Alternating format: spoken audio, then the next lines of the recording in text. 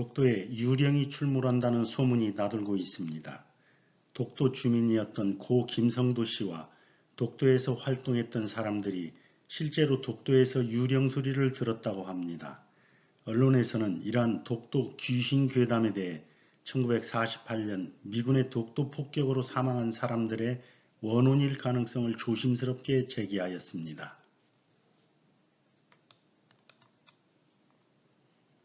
독도 물골 근처에서 깜깜한 밤이면 노인의 목소리가 들리는 등 사람 소리가 나고 있고 그 소리를 들으면 너무도 무서워서 소름이 오싹 돋는다는 것입니다. 독도 주민이었던 고 김성도 씨도 물골 귀신에 대해 물어보면 귀신이 없다고? 밤에 물골에 텐트 치고 잠을 한번 자봐. 혼자 가지 말고 꼭 2명 이상이 가라고. 무서워서 의지할 사람이 필요할 테니까 라고 말하기도 했답니다. 이러한 독도 물골의 귀신 괴담에 대해 지난 2018년 6월 15일 SBS에서 SBS 궁금한 이야기라는 타이틀로 방영하였고 일요신문 등 국내 일간지에서도 일제히 보도한 바 있습니다. 정말 미군의 독도 폭격에 숨진 사람들의 원혼일까요? 그 과정을 살펴봅시다. 2차 세계대전의 막바지를 버티던 일본은 1945년 8월 15일 미국 등 연합국의 무조건 항복을 선언합니다. 그 당시 우리나라는 일본의 식민지였기 때문에 일본으로 간주되어 미군에 의해 점령됩니다. 이때부터 미군 정부, 즉 미군정이 시작됩니다. 우리나라는 그로부터 3년 후 미군정으로부터 정권을 이양받아 대한민국 정부를 출범시킵니다. 그러나 일본은 우리의 정부 수립일보다 4년 뒤인 1952년 4월 28일에야 미군정에서 벗어나 일본 정부를 출범시킵니다. 이날은 샌프란시스코 평화조약 발효일이었습니다. 그렇다면 일본이 미군정의 통치를 받던 1945년 8월 15일부터 1952년 4월 28일까지 독도를 일본에 포함시키기 위해 미군정을 상대로 얼마나 치열한 로비를 벌였을지는 상상하고도 남습니다. 점령지 일본에 주둔하고 있던 연합국 최고사령부는 일본으로부터 독도에 기상대와 감청기지를 설치하도록 미군에 무기한 조차하겠다는 등의 로비와 더불어 미 공군의 폭격훈련장으로 독도를 사용하도록 독려하는 로비를 받게 됩니다. 연합국 최고사령부는 1947년 9월 16일 독도를 미 공군의 폭격연습장으로 지정하게 됩니다. 그리고 1948년 6월 8일 오전 11시기에 오키나와 주둔 미 공군 비행단의 B-29 폭격기가 독도 및 그 근해에서 폭격 훈련을 하게 됩니다. 여기 조선일보 보도에 따르면 폭탄 투하와 기총 사격으로 독도에서 조업하던 어민 16명이 직사하고 10명이 중상을 입었다고 합니다.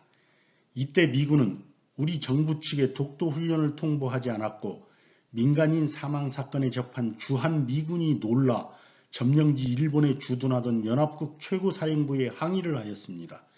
결국 우리 정부는 미군의 배상금으로 910만 원을 요구하였고 630만 원의 배상금을 받아내기도 했습니다. 이번 사건의 배후는 일본이었지만 실제 배상은 미군이 한 셈이었습니다. 일본의 잔꾀는 참으로 기묘했습니다. 당시 점령국의 일원으로 일본 정부 고문이던 시볼드의 아내가 일본계 여성이었던 점을 감안 그녀에게 집중 로비를 했고 그녀는 남편을 설득 결국 시볼드는 1949년 11월 14일 미 국무부에 지금까지 한국 영토로 간주했던 독도를 일본 영토로 해달라는 재고 요청을 하기에 이릅니다. 그러자 미국은 다음 달 12월 29일 평화조약 6차 초안에 한국 영토로 기록해왔던 독도를 일본 영토로 기재했습니다. 그러나 영국, 뉴질랜드, 호주 등 연합국에서 반발하자 그 이후에는 일본과의 평화조약 초안에 독도라는 명칭을 없애고 단지 제주도, 거문도, 울릉도를 대한민국의 대표섬으로 한다고 기록하였습니다. 이를 가지고 일본은 독도 명칭이 기재되어 있지 않으니 한국 영토가 아니라고 주장합니다.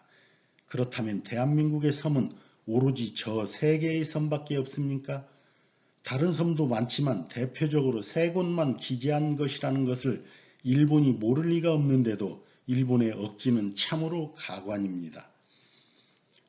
여기에 보시는 바와 같이 1952년 4월 28일 미군정에서 벗어난 지 한 달도 되지 않던 그해 5월 23일 일본 중의원 의회에서 야마모토 도시나가 의원이 다케시마가 미군 훈련장으로 지정되면 일본 영토로 인정받기 쉬워서 그렇게 했는가라는 질의에 이시하라 가니치코 위무성 정무차관이 대체로 그런 생각으로 다양하게 추진한다고 답변한 것으로 보아 독도 폭격 사건은 일본의 간계에 의해 이루어진 것으로 보입니다.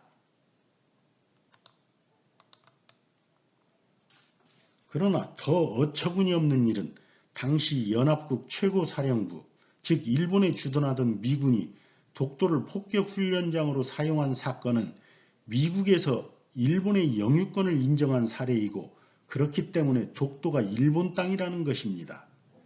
한국은 미 공군의 폭격 사건에 대해 항의했고 주한 미군까지 나서 이를 대변했으며 심지어 배상금까지 받아냈습니다.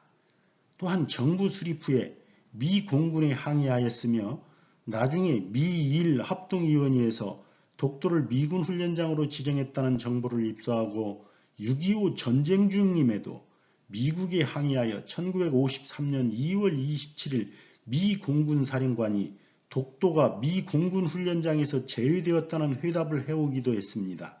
이러한 일련의 과정들은 오히려 독도가 한국 영토임을 반증해주고 있는 명백한 증거라 할 수 있습니다.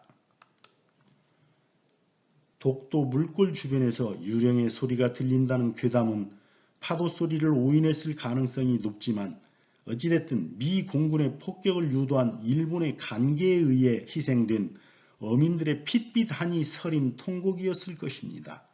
얼마나 억울했으면 아직도 천국에 가지 못하고 이승을 떠돌까요? 원통한 원혼들의 절규가 파도를 타고 일본까지 전해집니다. 삼가 고인들의 명복을 빕니다. 천국에서 편히 쉬십시오.